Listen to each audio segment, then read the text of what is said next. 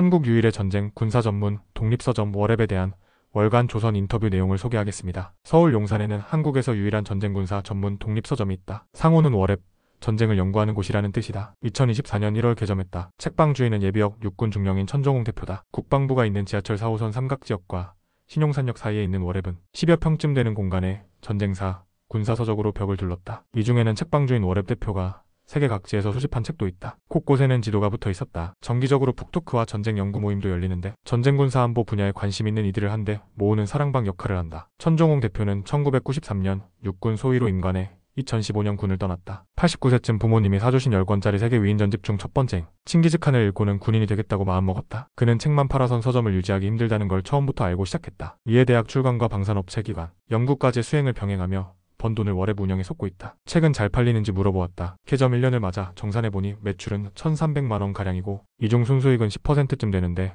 한 달치 월세라 한다. 1년 벌어 한 달치 월세다. 이 정도면 생각보다 선전했다고 생각하고 있고 만족한다고 한다. 몇 권이나 팔렸나요? 700에서 800권쯤 됩니다. 책값이 1만원대부터 3만원대까지 다양하니까요. 월앱 홈페이지를 통해 전방에서도 주문이 많이 들어옵니다. 서점을 연다고 했을 때 주변에서 만류하진 않던가요? 크게 두 가지 반응이었어요. 사람들이 책을 많이 읽지 않는다며 걱정해주시는 분부터 그거 참 좋은 생각이라며 응원해주시는 분들이요. 가족들 반응은 어떠했나요? 아내는 처음엔 반대했지만 제가 다른 사람 말은 잘 듣지 않는다는 걸 알게 개점을 앞두곤 많이 도와줬죠. 대신 연금에는 손대지 않겠다. 어떻게든 내 힘으로 운영하겠다고 약속했죠. 손님 비중은 어떻게 됩니까? 군인 50, 일반인 50쯤 돼요. 일반인은 자영업자부터 대기업에 다니는 분, 사학과 학생, 기자, 이른바 밀리터리 덕후 등 배경이 다양합니다. 가장 많이 받는 질문은 무엇인가요? 왜 서점을 하느냐는 물음이죠. 뭐라고 답합니까? 좋아서 한다고 말하죠. 군 생활을 비교적 일찍 마치셨는데 이유가 있었는가요? 새로운 경험을 해보고 싶다는 생각에 일찍 전역했습니다. 후회는 없습니다. 덕분에 세계 전적지를 마음껏 돌아다닐 수 있었습니다. 천종홍 대표는 육사교장 전속부관, 육사순환직 교수, 35보 병사단 예하 남원지역 대대장 등을 지냈다. 합동참모본부 전력기획부에서 육군 전력 건설을 총괄 계획하는 실무도 맡았었다. 육군본부 과학화경계사업단 근무를 끝으로 군을 떠났다. 생도 생활은 어땠습니까? 제가 1970년생인데 당시에는 지금처럼 정보가 많지 않았습니다. 육사에 가면 전쟁사를 공부하고 군사훈련만 하는 줄 알았는데 일반 대학과 다를 게 없더라고요. 여기에 잘못 온 걸까?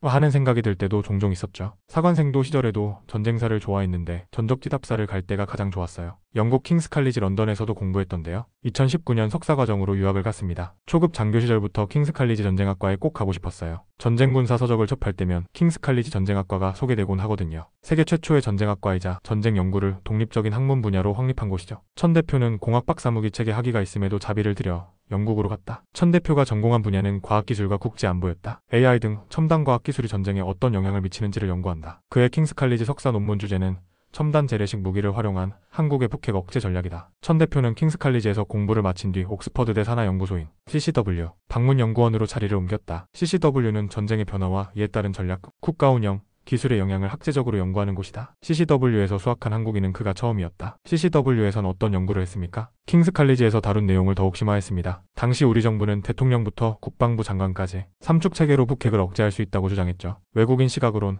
핵무기를 재래식 무기로 억제한다는 개념이 생소해 보였기에 제가 하는 연구에 관심이 많았죠. 결론은요? 가능하지 않다였습니다. 미국의 확장 억제 역량을 보조하는 수단이 될 수는 있지만 삼축체계만으로도 북핵을 억제할 수 있다는 주장은 오히려 억제에 도움이 안 된다는 내용이었죠. 해외에서는 어떤 사람들이 전쟁을 연구합니까? 다양합니다. 군인 기자, 펀드 매니저, 외교관, 국제기구 종사자 등등요. 군인은 10명 중 2명 정도입니다. 펀드 매니저가 전쟁을 공부한다는 게 흥미롭대요. 전쟁은 부를 창출하는 기회가 되기 때문이죠. 우크라이나 전쟁을 앞두고 한 펀드 매니저가 밀값이 오른다고 말한 적이 있습니다. 이 말을 듣고 선물에 투자했다면 저도 큰 수익을 냈을 겁니다. 외국은 전쟁을 어떻게 인식합니까? 한국은 전쟁을 두려움의 대상으로만 인식하고 감정적으로 반응하죠. 그런데 서양에서는 전쟁을 자연스러운 사회현상으로 보고 객관적으로 접근합니다. 전쟁은 언제, 어디서나 발생할 수 있다고 봐요. 이 때문인지 학제 간 협력이 활발하고 전쟁에 대한 논의가 자유롭습니다. 서구식 사고가 전쟁을 더 유발하는 건 아닐까요? 한국에서는 전쟁을 군인들만의 문제로 봅니다. 전쟁을 논하면 호전주의자로 여기죠. 반면 선진국은 전쟁을 준비하고 연구할수록 전쟁을 억제하거나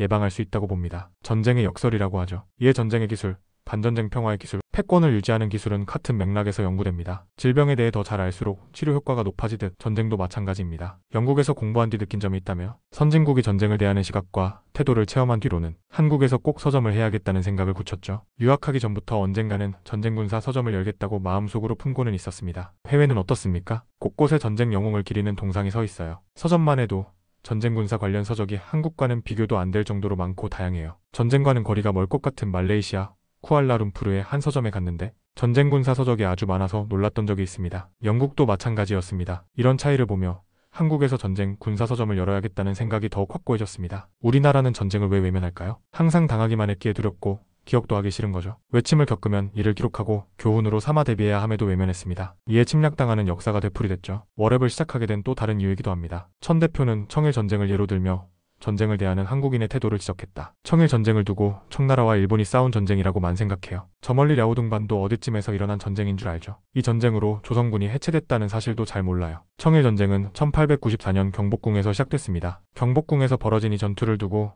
우리는 제대로 된 명칭조차 없습니다. 기록하지 않았기 때문이죠. 미국이나 영국은 자국 군대가 벌인 작은 전투 하나에도 이름을 부여하고 기억합니다. 교훈으로 삼으려면 기록부터 제대로 해야 합니다. 한민족이 애초에 상무정신이 부족한 것은 아닐까요? 상무정신이 부족하기에 더욱더 기억하고 연구하며 대비해야죠. 전쟁은 지정학적입니다. 역사는 반복됩니다. 전쟁을 외면하면 같은 실수를 반복할 수밖에 없습니다. 가장 많이 팔린 책은 어떤 건가요? 초안전입니다. 지리의 힘도 많이 찾고요. 21세기판 손자병법이라는 별칭이 붙은 초안전은 중국 국방대 교수인 차오량과 왕샹수이가 함께 쓴 책으로 1991년 걸프전 당시 미국의 활약상을 분석하고 21세기 전쟁상을 24개 군사 비군사 형태로 분류했다. 중국과 같은 나라가 미국처럼 강한 나라를 어떻게 상대할 수 있는지를 추상적으로 접근한다. 초안전은 천 대표의 육사 동기인 이정곤 박사가 번역했는데 이 박사는 초안전을 주제로 월앱에서 북토크를 했다. 서점에 진열하는 책은 어떤 기준으로 선정하시나요? 처음에는 제가 본 책 중 괜찮다 싶은 걸 가져다 놓았어요. 지금은 주변에서 추천하는 책도 들여놓고 있습니다. 육사 후배이자 한국군의 뿌리를 쓴 김세진 작가가 좋은 책을 몇 권 소개해서 가져다 놓기도 했습니다. 도매상에서 책을 공급받나요?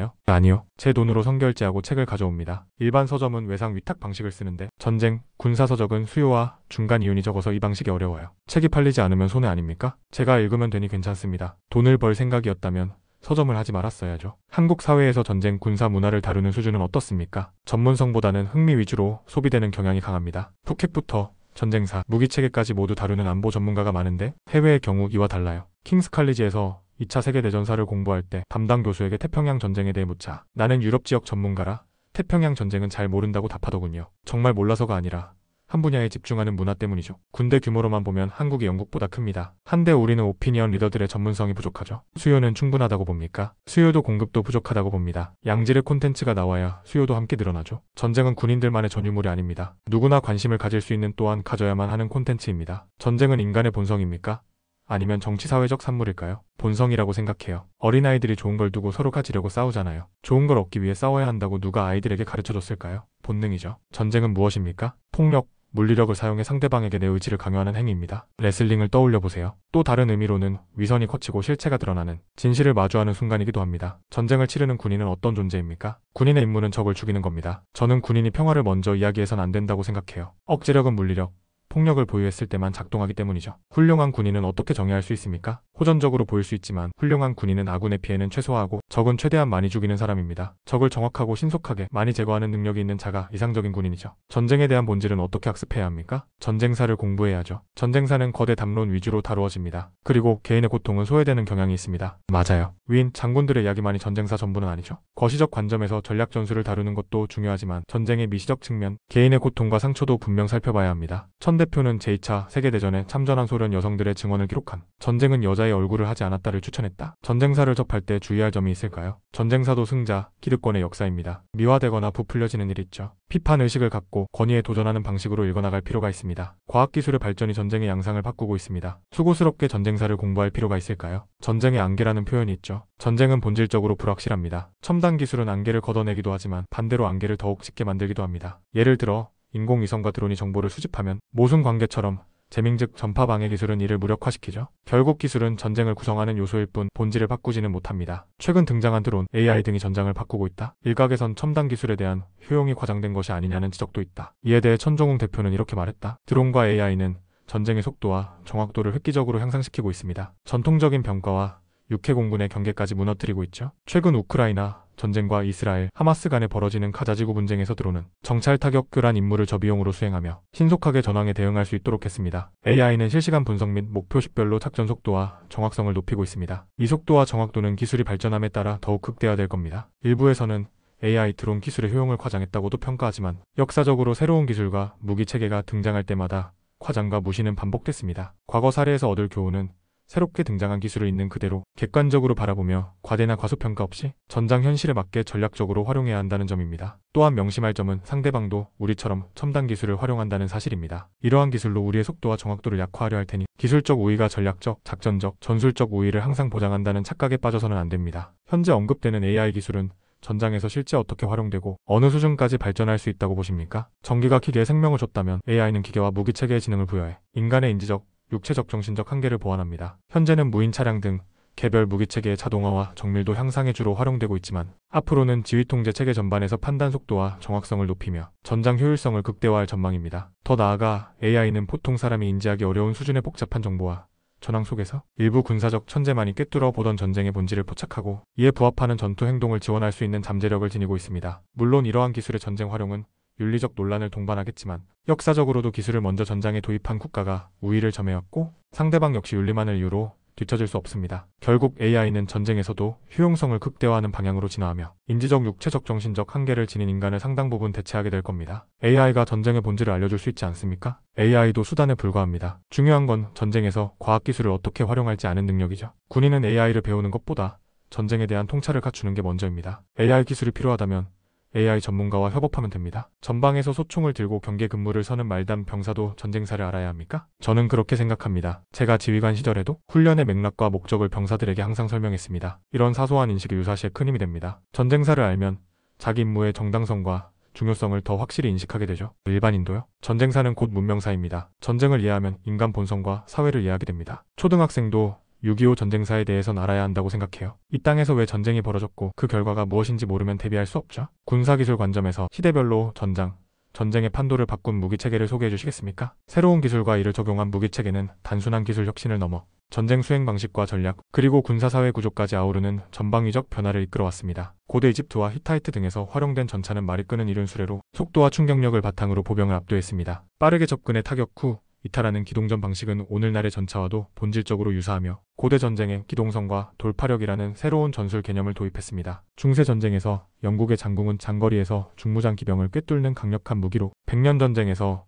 기사 중심의 전술을 무너뜨렸습니다. 보병과 궁병의 전술적 가치가 급격히 상승하며 중세 군사 질서의 균열을 가져온 결정적인 변기였습니다. 근대 전쟁에서는 화약 무기인데 화약의 도입은 머스킷 총과 대포를 탄생시켜 전투를 원거리 집단 사격 중심으로 전환했습니다. 특히 총검을 결합한 머스킷 보병의 선형 전투 방식은 전장의 질서를 완전히 바꾸었으며 성곽과 기병의 시대를 끝냈습니다. 현대의 11세기 전쟁에서는 컴퓨터와 사이버 기술입니다. 오늘날 전쟁은 물리적 충돌을 넘어 정보와 알고리즘이 좌우하는 국면으로 진입하고 있습니다. 컴퓨터 기반 지휘체계, 인공지능 분석, 사이버 공격 방어 능력은 전장을 가시화하고 통제하는 핵심 역량이 되었으며 전투의 무대는 이제 현실뿐 아니라 사이버 영역까지 확장되고 있습니다. 동서양을 대표하는 전쟁이 있다면 어떤 것이 있을까요? 가장 동양적인 전쟁은 국공내전의 한 국면인 마오쩌둥의 대장정입니다. 불리한 전세를 시간과 공간을 활용해 극복하며 변을 장악하는 방식으로 싸웠죠. 베트남전도 동양식 전쟁이죠. 이 두 전쟁은 약자의 전쟁 방식이기도 합니다. 서양에서는 1991년에 벌어진 걸프전입니다. 미군은 사막에서 기동전으로 이라크군을 포위하고 섬멸했죠. 당시 미 중부사령관으로서 사막의 폭풍 작전을 지휘한 노먼 슈워츠코프는 칸나이 전투와 탄넨베르크 전투에서 영감을 얻었다고 밝혔습니다. 최고의 전략가를 꼽는다면 누구이고 이유는 뭘까요? 로마의 장군 스키피오입니다. 공세적인 전략으로 전황을 바꿨기 때문입니다. 카르타고의 장군 한니발이 로마를 공격하자 로마 원로원에서는 로마를 방어해달라고 요구했죠. 하지만 스키피오는 한니발의 근거지인 북아프리카 카르타고를 공격했습니다. 훗날 영국 버나드 몽고메리 장군은 스키피오에 대해 방어에만 급급하지 않고 적 지역을 공격했다. 전략적으로 위대했다고 평가합니다. 스키피오의 전략은 한국인에겐 없는 사고방식이죠. 우리는 적에게 공격받으면 그 전장을 한반도로 국한에 대응하잖아요. 우리나라는 반도라는 지리적 제약이 있지 않습니까? 이탈리아도 반도입니다. 스키피오는 배를 타고 가서 카르타고를 쳤습니다. 우리도 충분히 할 수 있습니다. 임진왜란이 벌어졌을 때 조선군이 대마도를 공격했다면 어떻게 됐을지 상상해 보십시오. 이스라엘은 전략적 중심을 확보하기 위해 적의 영토에서 전투를 수행하는 것을 선호합니다. 한반도를 공격하면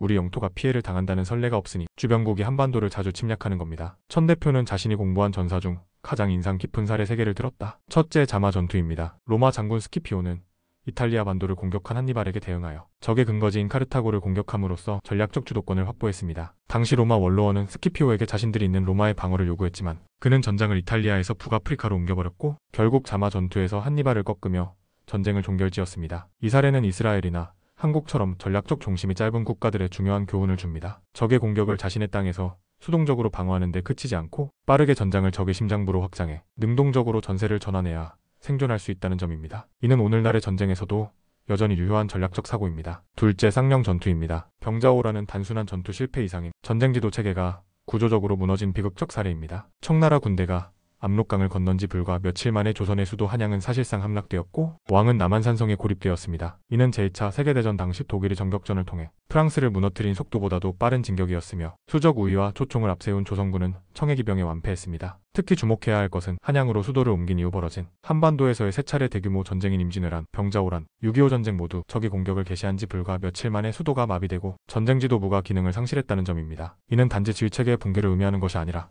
전략적 중심이 짧은 한반도의 지정학적 취약성과 위기 대비 체계의 부재를 보여주는 역사적 패턴입니다. 쌍령 전투는 그 상징적 전투였습니다. 표면적으로는 조선군이 병력의 숫자와 화력 면에서 유리했지만 실제 전투에서는 청해기병에게 각계격파를 당하며 속수무책으로 무너졌습니다. 그 이면에는 문관과 무관이 혼합된 기형적 지휘체계, 전쟁의 효율성보다는 왕의 안위와 명분과 체면을 중시하는 성리학적 문화, 그리고 치밀한 작전 계획 없이 병력만 집중시킨 안이한 작전적 전술적 인식이 자리 잡고 있었습니다. 이 전투는 전쟁에서 수적 우위나 무기체계의 우세가 반드시 승리를 보장하지 않는다는 사실, 그리고 전쟁은 정치적 이상이나 명분 따위가 아니라 철저히 현실적 판단과 유기적인 지구조, 정신적 유연성 등 복합적 요소가 뒷받침되어야 국가의 생존이 가능함을 경고합니다. 셋째, 일본군의 경복궁 점령 사건입니다. 1894년 청일전쟁은 조선의 심장부인 경복궁 일대에서 시작되었습니다. 일본군은 자국의 이익을 확보하기 위해 조선의 수도를 선제 점령했고 이에 조선군과 충돌하며 실질적인 교전이 벌어졌습니다. 이 전투에서 조선군 수십 명이 전사했으나 명확한 전투 명칭조차 제대로 남아있지 않으며 대부분의 국민에게는 존재조차 잊힌 사건입니다. 이 사건 이후 조선은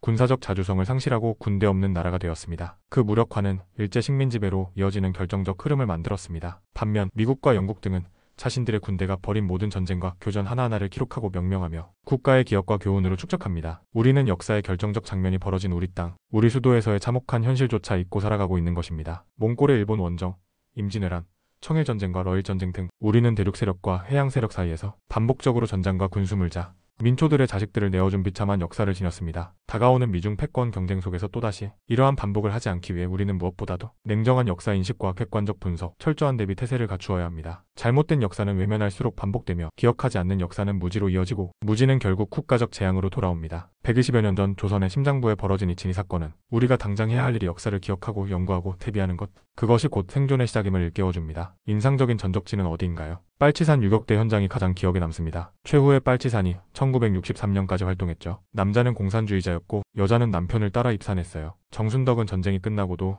10년 동안 유격대 활동을 했습니다. 북한과 대치하는 상황에서 이념이라는 게 참 무섭다는 걸 느꼈죠. 해외 전적지는요? 그리고 사례는요? 노르망디 해변이요. 현장을 찾아서 보면 연합군이 노르망디를 상륙 지점으로 택한 이유를 알게 돼요. 다른 해안은 절벽이지만 이곳은 모래사장이었습니다. 해변을 걸으면서 수십 년 전 이곳이 피로 물들었다고 생각하니 여러 감정이 교차했습니다. 전적지에 가면 책에서 배운 역사를 현장에서 검증하는 느낌이 듭니다. 방어 형태는 기동방어와 지역방어가 있습니다. 독일군 롬멜은 기동전의 대가였어요. 당시 독일군 수뇌부는 롬멜에게 기동방어를 지시했는데 오히려 롬멜은 지역방어를 선택합니다. 기동전의 대가인 롬멜이 왜 기동전을 하지 않았을까를 생각했죠. 기동전은 보급이 뒷받침돼야 합니다. 하지만 당시 독일군은 군수 지원이 넉넉지 않았고 결국 연합군의 상륙을 막지 못했죠.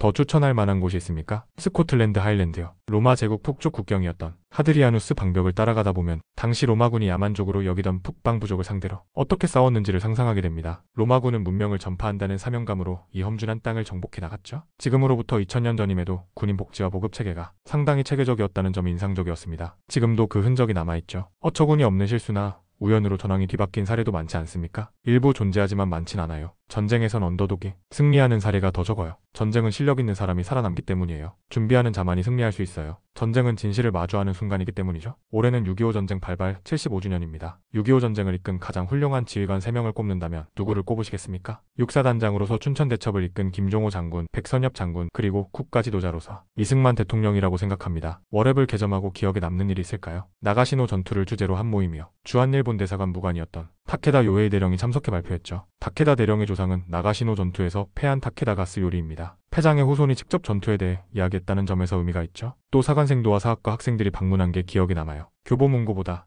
전쟁사 서적이 많다며 웃는 얼굴로 돌아가던 모습이 생각납니다. 나가시노 전투는 오다 노부나가, 토쿠가와 이에야스와 타케다 신겐의 아들 타케다 가스 요리가 맞붙은 전투입니다.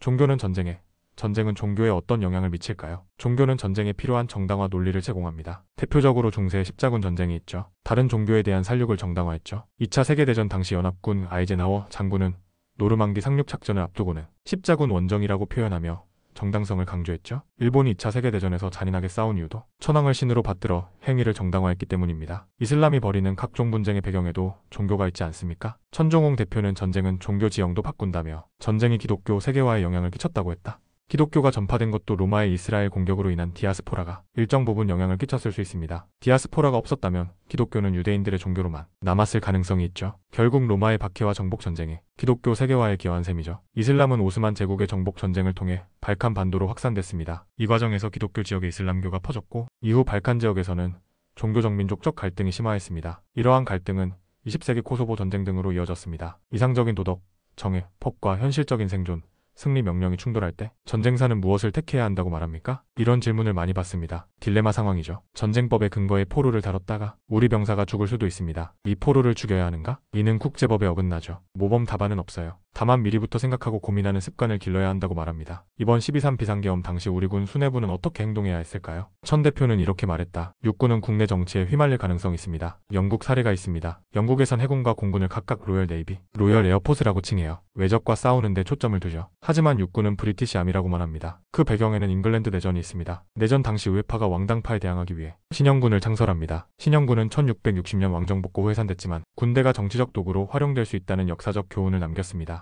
이처럼 육군은 국내 정치에 휘말릴 위험성을 내포하고 있습니다. 기밀 해제된 문서에 따르면 광산 노동자 대파업 당시 영국 태처 총리는 군대를 동원해 파업을 진압하는 방안을 검토한 바 있습니다. 군대, 특히 육군이 정치적 갈등에 개입될 수 있는 위험성을 보여주는 사례죠. 적어도 장군이 되면 내가 정치 지도자에게 이용될 수도 있다는 인식을 갖고 있어야 합니다. 전쟁사에서 군대가 정치적 도구로 활용된 사례를 제대로 학습했다면 이번 비상계엄 사태에서 고위 장성들이 현명한 판단을 내리는데 조금은 도움이 되지 않았을까 하는 아쉬움이 있습니다. 미래에도 지금처럼 병종, 병과를 구분할까요? 전쟁의 신이 있다면 이 신은 지금과 같이 구분하지 않을 듯해요. 하나로 통합, 융합해 효과를 극대화하리라고 봅니다. 우리가 육군, 해군, 공군을 구분하는 이유는 편의성 때문입니다. 나폴레옹이 군사적 천재라는 소리를 들은 이유는 그 전까지만 해도 따로 움직였던 포병과 포병을 하나로 묶어 전장에서 함께 운용했기 때문이죠. 향후 AI와 같은 기술이 발전하면 지금과는 다른 통합된 형태로 전쟁이 벌어지리라 예상돼요. 우스갯소리로 하늘과 땅, 바다에서도 활약하는 건 우리밖에 없다고들 말하는데 훗날 기술이 발전하면 아이언맨과 같은 존재가 탄생할 수도 있죠. 전쟁과 군사 분야에 관심이 있다면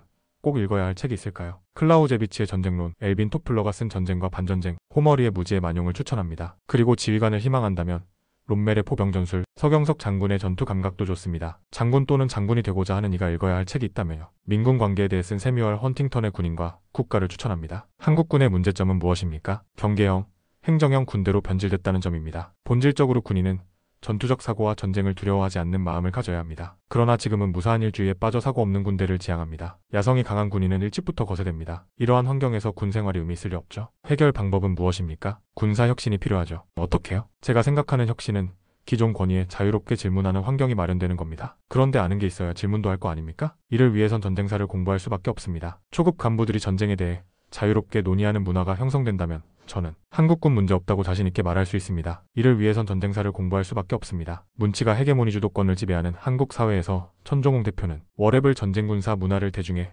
전파하는 장으로 만들고자 한다. 일각에서는 워랩을 상무 정신의 기틀을 마련하는 진지라고도 표현한다. 그의 다음 목표는 한반도에서 일어난 전쟁을 한데 모아 초등학생도 알기 쉽게 정리해 아틀라스 전집과 같은 책을 엮어내는 것이다. 감사합니다.